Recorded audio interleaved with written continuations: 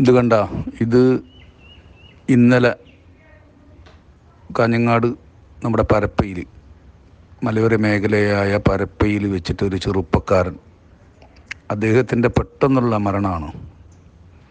സ്വന്തം ഭാര്യയോട് ഫോണിൽ സംസാരിച്ചു കൊണ്ടൊരു കടയിലേക്ക് കയറി വരുന്ന ഒരു രംഗമാണ്.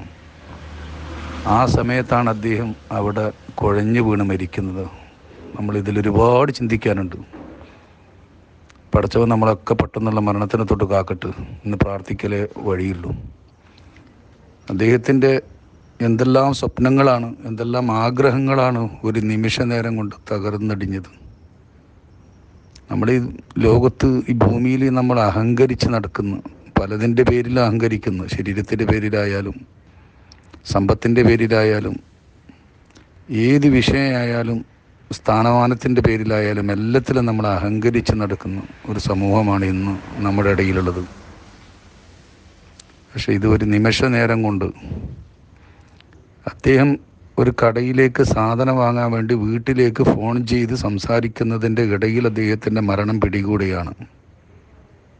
അത് വളരെ ചിന്തിക്കാനുള്ള കാരണം, നമ്മളെന്തും മറ്റുള്ളവർക്ക് വേദനപ്പെടുത്തുന്ന, മറ്റുള്ളവരെ ദുഃഖിപ്പിക്കുന്ന, മറ്റുള്ളവർക്ക് ബുദ്ധിമുട്ടുണ്ടാകുന്ന ഒരു പ്രവൃത്തിയോ ഒരു വാക്കോ നമ്മിൽ നിന്നുണ്ടാവാൻ പാടില്ല എന്ന് തന്നെയാണ്. കാരണം നിമിഷം മതി, ഒരു നിമിഷ നേരം കൊണ്ടാണ് എല്ലാം അവസാനിക്കുന്നത്.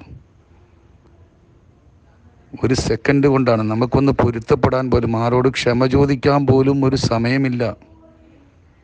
നമ്മുടെ സമ്പത്ത്, നമ്മുടെ ആരോഗ്യം എല്ലാം മാറ്റി നിർത്തപ്പെടുന്നു. നമുക്കാരുമില്ല. അങ്ങോട്ടുള്ള ജീവിതം നമ്മൾ ഒറ്റക്ക്.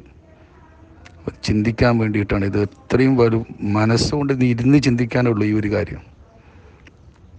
പടച്ചവൻ നമ്മളൊക്കെ നല്ല ദീർഘായുസ്സും ആരോഗ്യവും എല്ലാം നൽകി അനുഗ്രഹിക്കട്ടെ എന്ന് പ്രാർത്ഥിക്കുകയാണ്.